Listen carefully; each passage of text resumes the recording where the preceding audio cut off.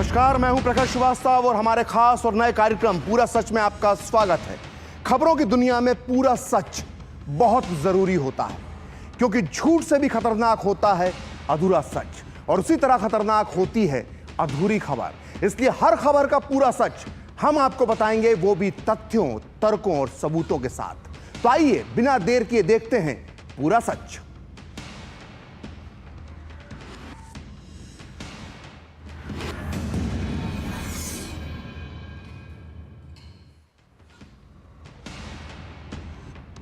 पूरा सच यानी पूरी खबर, वो भी तथ्यों, तर्कों और सबूतों के साथ। आज पूरा सच में हम बात करेंगे, यूपी के उपचुनाव में हो गई है जिन्ना की एंट्री। जिन्ना का नाम लेकर सीएम योगी आदित्यनाथ ने बोल दिया है कांग्रेस और समाजवादी पार्टी पर हमला। और इसलिए पूरा सच में आज हमारा पहला मुद्दा है कि आखिर सीएम योगी को जिन्ना क्यों याद आए हैं। आखिर सीएम योगी ने यह क्यों कहा कि कांग्रेस और समाजवादी पार्टी के अंदर जिन्ना की आत्मा आ गई है। आज पूरा सच में हम योगी आदित्यनाथ के इसी पूरे बयान का विश्लेषण करेंगे और इसके मायने समझने की कोशिश करेंगे। वहीं पूरा सच में आज का दूसरा मुद्दा है कि आखिर योगी आदित्यनाथ को अलीगढ़ की धरती पर ही क्यों जिन्ना याद आया। आखिर क्या है अलीगढ़ से जिन्ना का कनेक्शन। क्या योगी के निशाने पर अलीगढ़ मुस्लिम यूनिवर्सिटी है जिसका जिन्ना प्रेम जग जाहिर है। आज पूरा सच में हम इतिहास के पन्ने खोलकर बताएंगे कि क्या था एएमयू और जिन्ना का गहरा नाता, और क्यों जिन्ना ने अलीगढ़ मुस्लिम यूनिवर्सिटी को बताया था पाकिस्तान का शस्त्रागार। आज पूरा सच में तीसरा मुद्दा होगा कांग्रेस और जिन्ना की आत्मा का कनेक्शन। जी हां, कांग्रेस और जिन्ना की आत्मा का कनेक्शन। क्या योगी इस बयान के जरिए केरल में कांग्रेस और इंडियन यूनियन मुस्लिम लीग के गठबंधन पर निशाना साध रहे हैं। आज पूरा सच में हम आपको सबूतों के साथ बताएंगे कि राहुल गांधी को वायनाड से चुनाव जितवाने वाली इंडी गठबंधन की सहयोगी पार्टी इंडियन यूनियन मुस्लिम लीग और जिन्ना की मुस्लिम लीग में क्या है रिश्ता। तो बिना देर किए देखते हैं पूरा सच पूरे विस्तार के साथ। इसमें कोई शक नहीं कि देश के बंटवारे का सबसे बड़ा जिम्मेदार कोई इंसान है तो वो है मोहम्मद अली जिन्ना। इसलिए जब भी किसी विभाजनकारी राजनीति की बात होती है तो जिन्ना का जिक्र या जिन्ना का जिन्न सबसे पहले उभर कर सामने आता है। और यूपी में जब बंटवारे की राजनीति चल रही है तो इसमें जिन्ना की जो एंट्री थी वो तय थी, और यही हुआ। उत्तर प्रदेश के मुख्यमंत्री योगी आदित्यनाथ ने कांग्रेस और समाजवादी पार्टी पर समाज और देश को बांटने के गंभीर आरोप लगाते हुए उन्हें जिन्ना की आत्मा बताकर करारा प्रहार किया है। खास बात यह है कि योगी आदित्यनाथ ने यह बात अलीगढ़ की जनसभा में कही। अलीगढ़ में जिन्ना का जिक्र इसलिए भी महत्वपूर्ण हो जाता है क्योंकि एएमयू यानी अलीगढ़ मुस्लिम विश्वविद्यालय के यूनियन हॉल में लगी पाकिस्तान के संस्थापक मोहम्मद अली जिन्ना की तस्वीर का कई वर्ष से विरोध हो रहा है। इसे हटवाने के लिए बीजेपी और एबीवीपी कई बार प्रदर्शन कर चुके हैं। यह मामला ऐसे समय फिर चर्चा में आया है जब खैर विधानसभा सीट पर उपचुनाव की तैयारी में सारी पार्टियां जुटी हुई हैं। सीएम योगी ने विपक्ष पर निशाना साधते हुए कहा कि समाज को बांटने का काम कर रहे हैं विपक्ष के लोग। और जब सीएम योगी ने यह कहा तो जब सीएम योगी ने यह बात कही कि जिन्ना की आत्मा कांग्रेस और सपा में घुस गई है तो पूरे पंडाल जो था वो तालियों से गूंज उठा। और सभा के बाद एएमयू में जिन्ना की तस्वीर को लेकर फिर से चर्चा होने लगी है। तो आइए सुनते हैं सीएम योगी ने क्या कहा। कांग्रेस हो या समाजवादी पार्टी, इनके अंदर बहनों और भाइयों, इनके अंदर लगता है जिन्ना की आत्मा घुस गई है, और जिन्ना की आत्मा घुस करके फिर से जिन्ना ने देश का विभाजन करने का पाप किया था और इसीलिए अंतिम समय में घुट-घुट करके मरा था। ये लोग वही बात आज ये लोग कर रहे हैं, समाज को बांट रहे हैं, जाति विस्मरण कर रहे हैं, सामाजिक ताने बाने को छिन्न भिन्न कर रहे हैं, कट्टरवादी ताकतों को उनके दुस्साहस को बढ़ाने का काम कर रहे हैं। तो मुख्यमंत्री योगी आदित्यनाथ के बयान के से जो प्रदेश की राजनीति है वो पूरी तरह से गर्मा गई है और बयानबाजी का दौर शुरू हो गया है। बीजेपी नेताओं ने कहा है कि जिस तरह जिन्ना सेक्युलर नकाब पहनकर आए थे और देश को बांटने का काम उन्होंने किया, उसी तरह से कांग्रेस और समाजवादी पार्टी धर्मनिरपेक्षता का नकाब पहनकर देश और समाज को बांटने का काम कर रही है। वहीं कांग्रेस और सपा यह कह रही है कि भाजपा को हर चुनाव से पहले जिन्ना याद आ जाते हैं।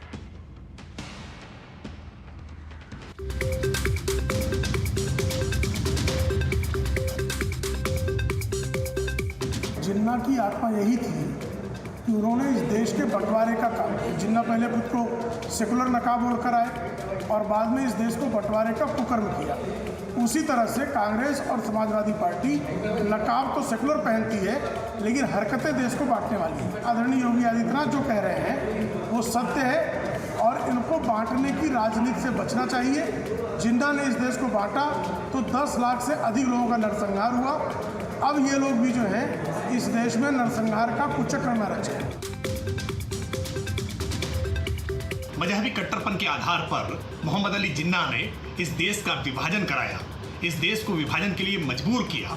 और आज भी कुछ नेता ऐसे हैं जो मजहबी कट्टरपन लगातार दिखाने का प्रयास कर रहे हैं, मजहबी आधार पर गोलबंदी करने का प्रयास कर रहे हैं और जातीय उन्माद भड़का करके लोगों को कैसे विभाजित किया जाए इसके लिए हर संभव प्रयास कर रहे हैं।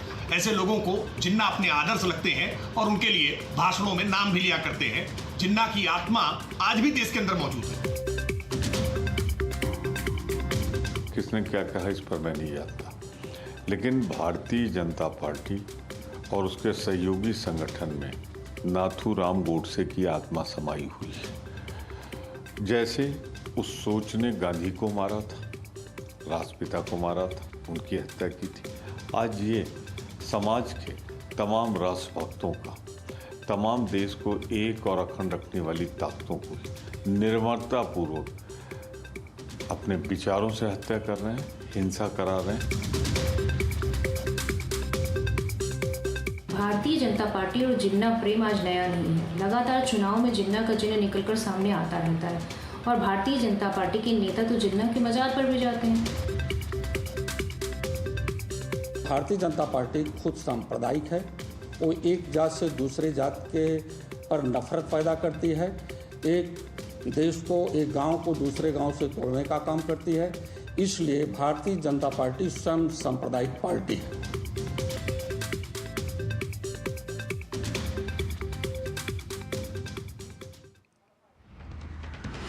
तो समाजवादी पार्टी के नेता भले ही भारतीय जनता पार्टी को सांप्रदायिक बता रहे हों, लेकिन समाजवादी पार्टी के प्रमुख अखिलेश यादव भी जिन्ना का गुणगान कर चुके हैं।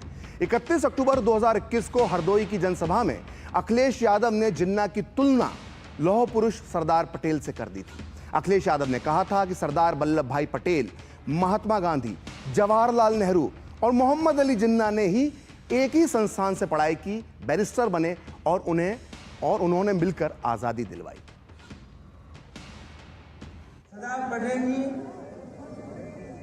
राष्ट्रपिता महात्मा गांधी, जवाहरलाल नेहरू, जिन्ना एक ही संस्था में पढ़ करके बैरिस्टर बन करके आए थे। एक ही जगह पर पढ़ाई लिखाई की उन्होंने, वो बैरिस्टर बने, उन्होंने आजादी दिलाई।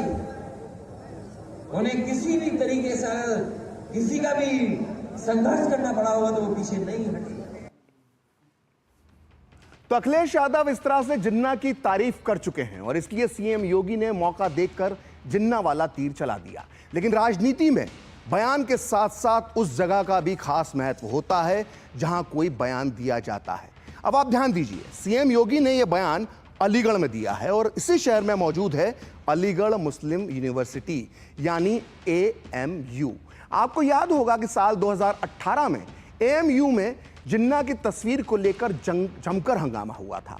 आपको बता दें कि AMU के स्टूडेंट यूनियन हॉल में जिन्ना की तस्वीर साल 1938 से लगी हुई है और इसे ना तो आज़ादी के बाद हटाया गया और ना अब तक हटाया गया है। इसी तस्वीर को लेकर बीजेपी नेताओं ने लंबे समय तक अपना विरोध दर्ज करवाया था। इससे समझा जा सकता है कि उसी अलीगढ़ में जिन्ना का नाम लेकर सीएम योगी ने अब एक बार फिर जिन्ना वाली सोच पर प्रहार किया है।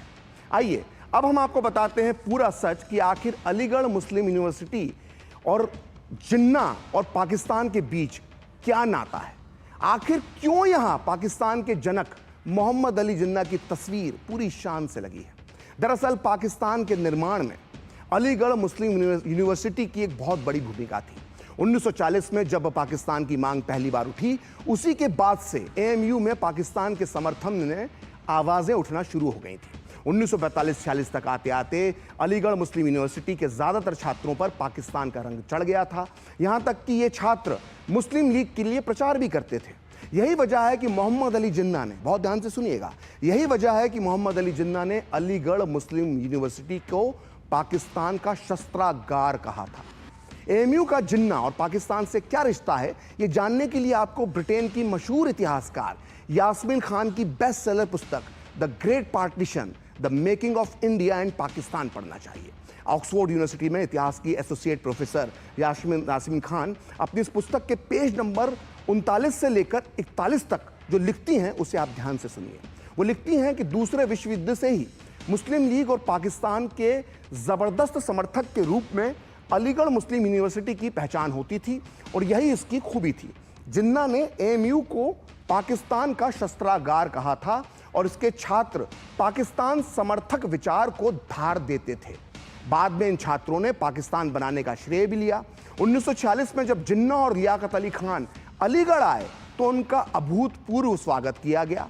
एएमयू के छात्रों ने जिन्ना और लियाकत अली को कंधे पर उठा लिया था और उनके स्वागत में खूब पटाखे फोड़े गए थे।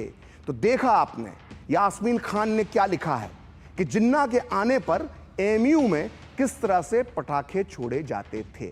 इतना ही नहीं, इतिहासकार यास्मीन खान के मुताबिक अलीगढ़ की कई महिलाओं ने उस दौर में पाकिस्तान के लिए अपने गहने तक दान किए, लेकिन पाकिस्तान बनने के बाद भी एएमयू और पाकिस्तान के जो गहरे रिश्ते थे उन पर सवाल उठते रहे। ये बात मैं ऐसे ही नहीं कह रहा, हम पूरा सच में हर बात संदर्भ, प्रसंग और उदाहरण के साथ बताते हैं।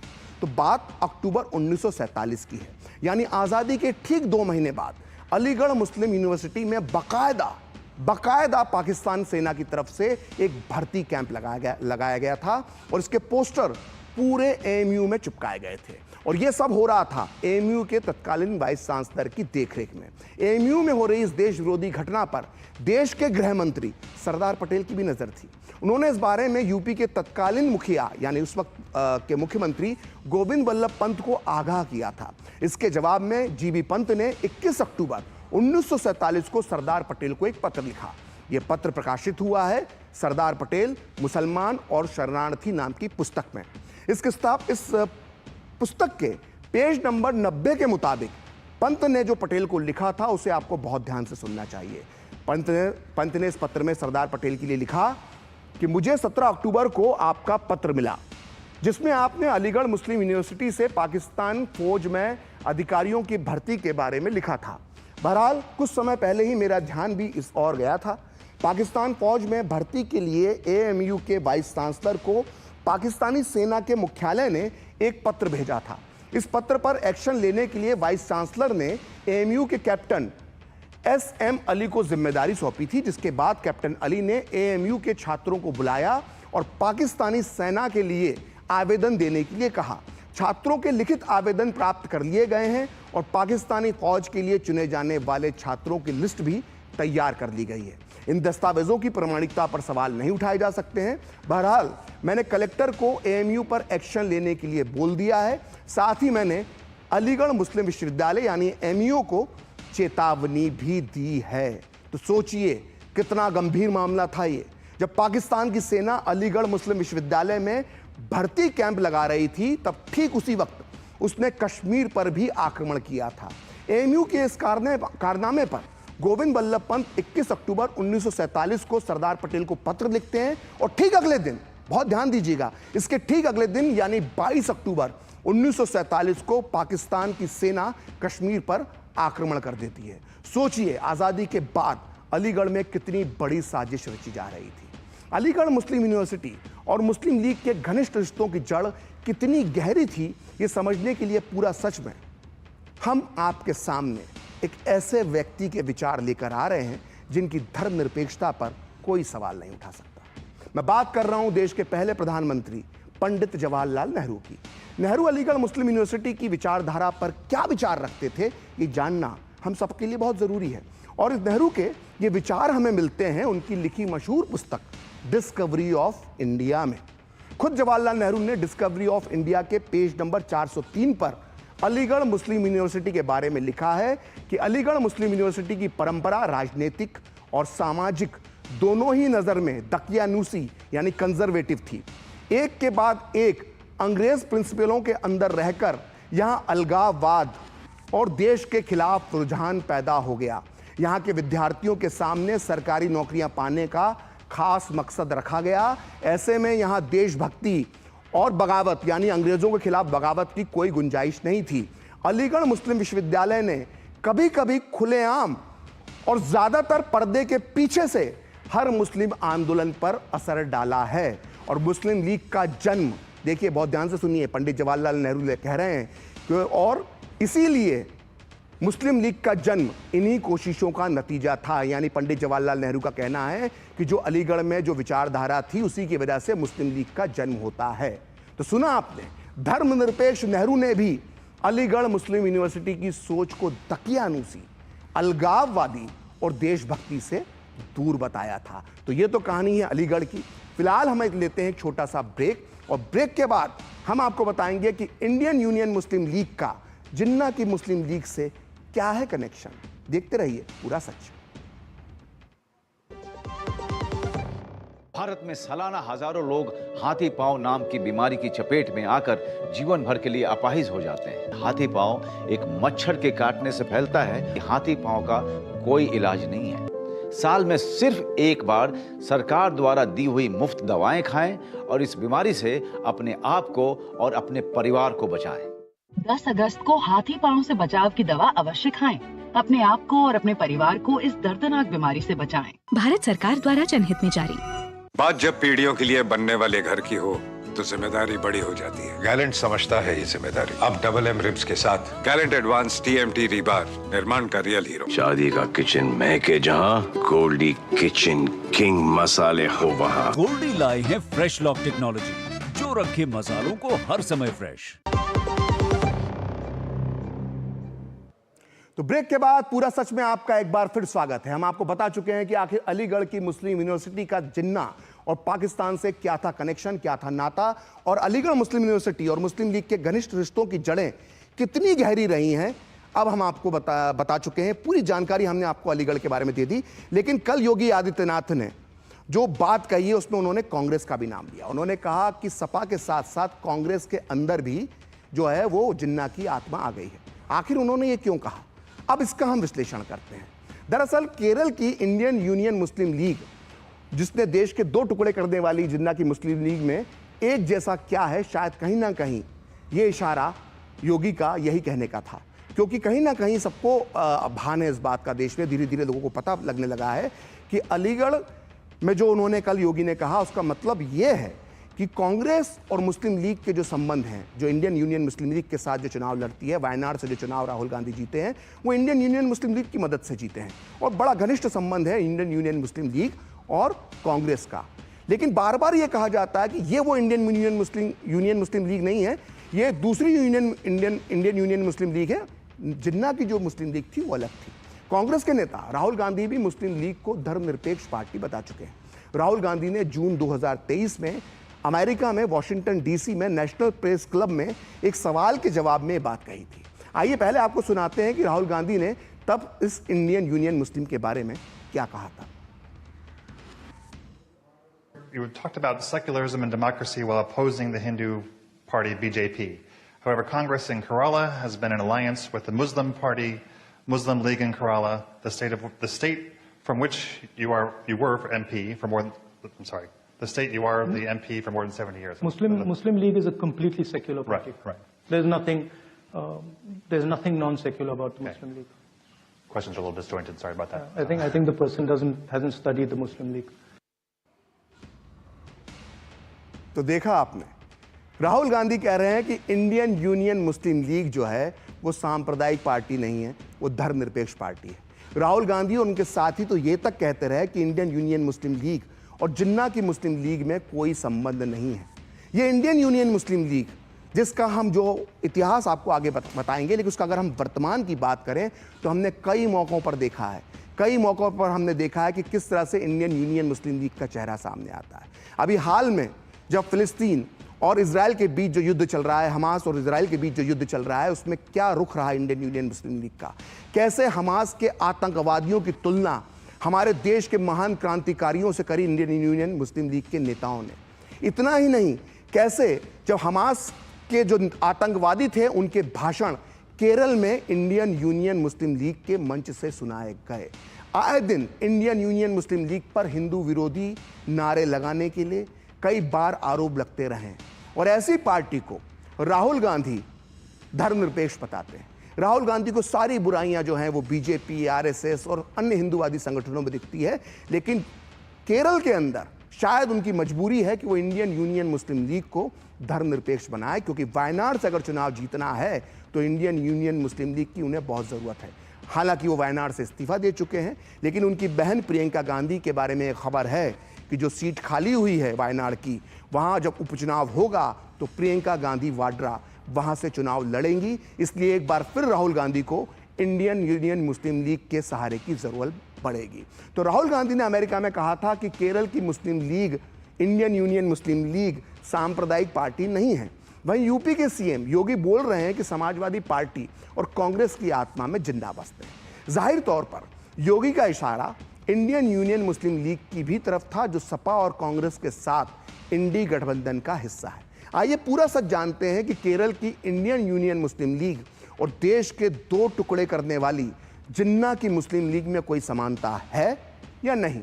तो आइए सीधे चलते हैं 40 के दशक में, जब जिन्ना की मुस्लिम लीग एक अलग देश पाकिस्तान की मांग कर रही थी।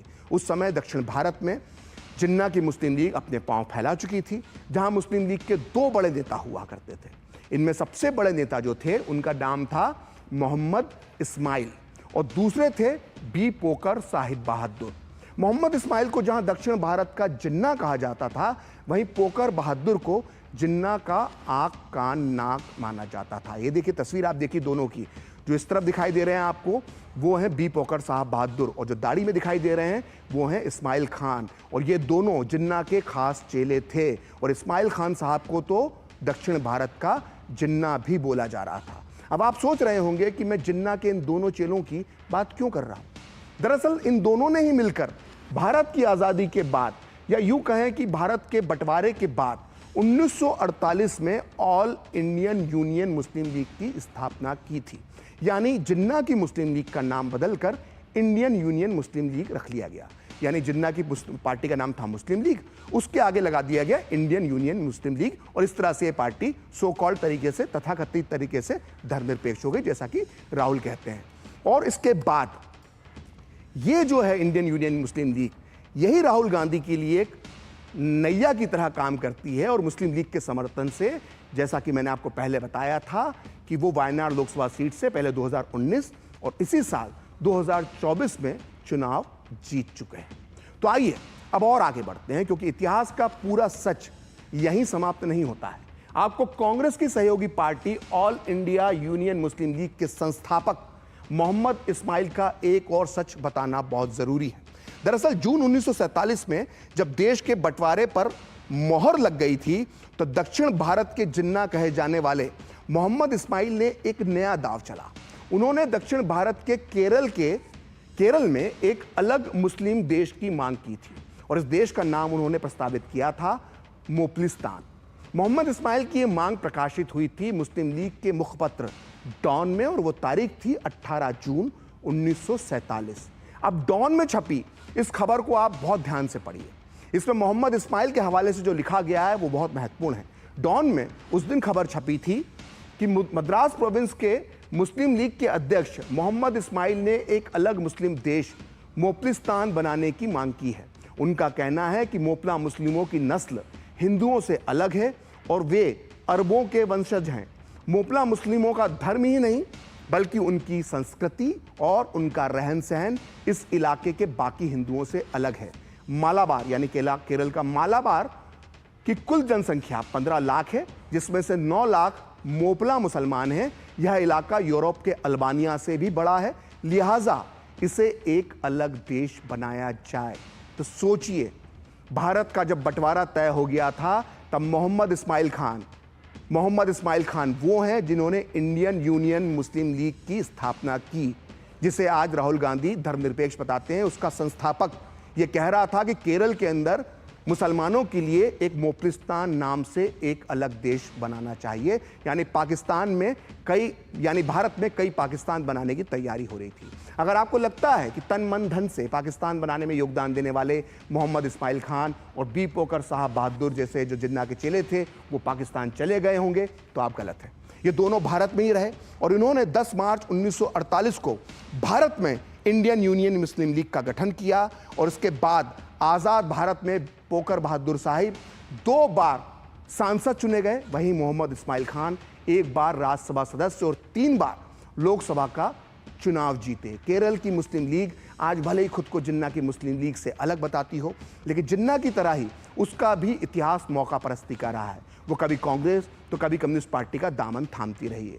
आप देखिए, इसको आप समझिए। 1957 में केरल में इंडियन यूनियन मुस्लिम लीग ने वामपंथी सरकार जो नंबूदरीपाद की थी उसके साथ हाथ मिला लिया। नंबूदरीपाद की सरकार गिरने के बाद 1960 में इंडियन यूनियन मुस्लिम लीग ने कांग्रेस से हाथ मिला लिया और फिर जिन्ना के करीबी रहे KMCT को 1960 में केरल विधानसभा का अध्यक्ष बना दिया गया। ध्यान रहे, इस वक्त तक पंडित जवाहरलाल नेहरू जिंदा थे।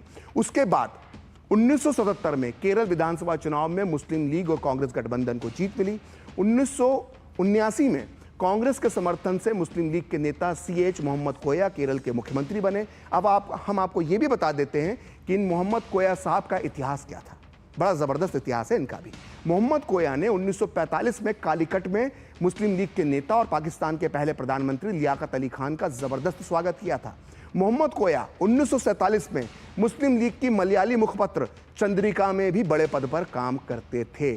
तो यह है इंडियन यूनियन मुस्लिम लीग का इतिहास, जिसे राहुल गांधी धर्मनिरपेक्ष बताते हैं और अब इसी पर CM योगी आदित्यनाथ ने हमला किया है। तो आज आपने देखा अलीगढ़ मुस्लिम यूनिवर्सिटी का जिन्ना और पाकिस्तान से रिश्ते का पूरा सच।